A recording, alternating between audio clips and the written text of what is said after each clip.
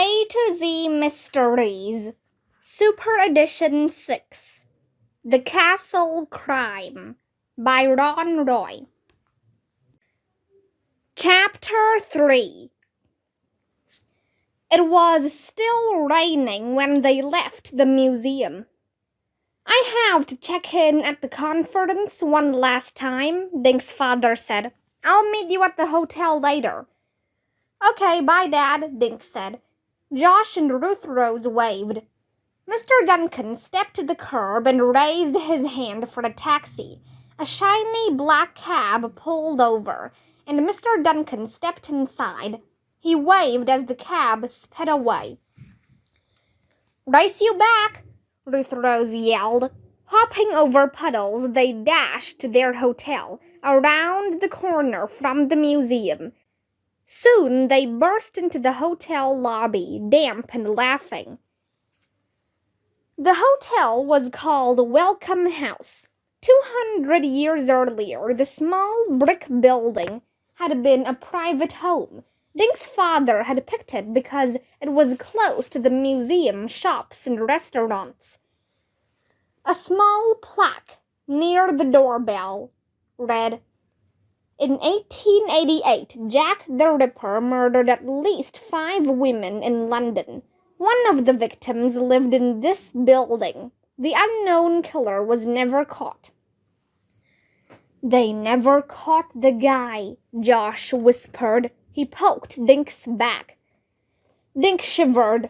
"When we were on the tour last night, I kept thinking Jack the Ripper was following us," he said.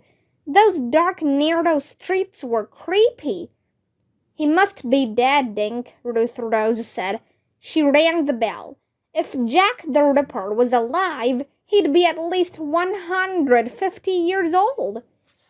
"But what if his ghost was following us?" Josh whispered. "What if his next victim is a kid named Dink?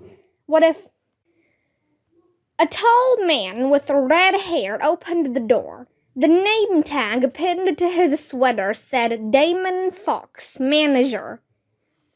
"How was the museum?" Damon asked. "I assume Ian took good care of you?" The kids followed Damon into the lobby. "You know Ian?" Dink asked. "He's my cousin," Damon said. "We saw all these amazing fake people," Josh said. "Hey, has anyone ever told you that you look like Prince Harry?" Damon Fox blushed. "Yes, I've heard that quite a few times," he said. "Did you hear about the Queen's jewels getting stolen?" Ruth Rose asked Damon. He nodded. "It's been on TV for 2 days, and the story's in all the newspapers," he said.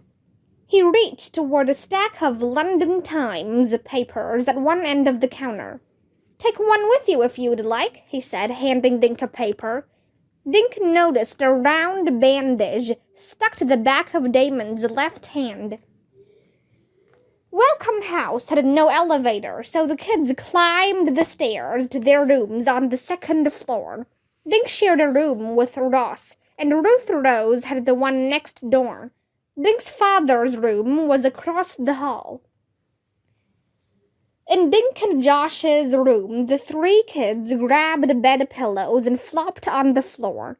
Josh turned on the TV set, and Dink opened the newspaper. A weather forecast was on TV. The weather woman was apologizing for all the rain. "Rain yesterday, rain today, more rain tonight," she said. "Typical April weather in England." "Hey, look, here's a story about the Queen's jewelry," Dink said. He read the headline. "The Times, a royal mystery." No news yet on the whereabouts of the Queen's filched jewels. The 2 men who snatched the jewels yesterday on the Queen's birthday are still at large. But the Queen did give the detectives from Scotland Yard information that may be helpful. It seems that her dog bit the hand that reached through her window for the jewel case. The Queen also reported that a black car was parked on the road a few meters from the castle's main gate where the robbery took place. She watched the two robbers, disguised as her grandsons, leap into the car and speed off in the rain. In her rear view mirror, the Queen noticed a white bumper sticker on their car. She told Scotland Yard that mud covered a part of the bumper sticker, but she remembers seeing the letters UASS and EMAD. Any citizen who has information may contact Inspector Grab at Scotland Yard.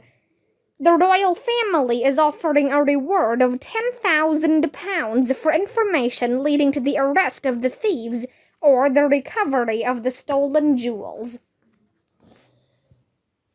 Below the story was a picture of the Queen wearing a tiara and necklace like the ones the kids had seen on her wax figure. "There's a reward?" Josh said. "Cool, we should try to get it. How much is £10,000 in American money?" "Wait a second," Ruth Rose said. She pulled her guidebook out of her backpack. She flipped a few pages. "Here it is." She counted silently for a few seconds. 10,000 British pounds is around 15,000 US dollars. "Oh my gosh," Josh said. He did a little math on his fingers. "That means if we solve the crime, we each get about $5,000. "Dude, don't start spending that money," Dig said. He flipped his pillow at Josh. "If Scotland Yard can't find these guys, 3 fourth graders sure can't." Josh tapped his head. "But they don't have the mighty Josh brain," he said. Dick fell over, laughing. "You don't either," he said. Ruth Rose clicked off the TV set. She stared at Dink and Josh. "What if we could solve the royal mystery?" she asked quietly. Josh looked at her. "Are you serious?" Ruth Rose nodded. "Why not? We have a couple more days before we go home." "But how?" Dink asked. "We don't know anything." "Sure we do." Ruth Rose held up 5 fingers. 1. The Queen left Buckingham Palace with her jewels. 2. She drove to Windsor Castle. 3. She saw her 2 grandsons standing in the rain. Except they weren't really her grandsons, Josh put in. "I know," Ruth Rose said. Then, 4. She stopped and rolled down her window. 5. One of the robbers reached in and grabbed the jewel case. "And number 6, her pooch bit the guy," Josh said. "And 7, the Queen saw some letters on a bumper sticker," Dink added. Ruth Rose found that part of the newspaper story. UASS and EMAD, she read out loud. 8 letters. Are they words? "Yeah," Josh joked, "in some other language." "I wonder what they mean," Dink said. Josh stretched out on the floor and looked at the ceiling. "It means Josh solves the mystery," he said. "I want a helicopter like the one we saw the other day. Do you think I can buy a helicopter with $15,000?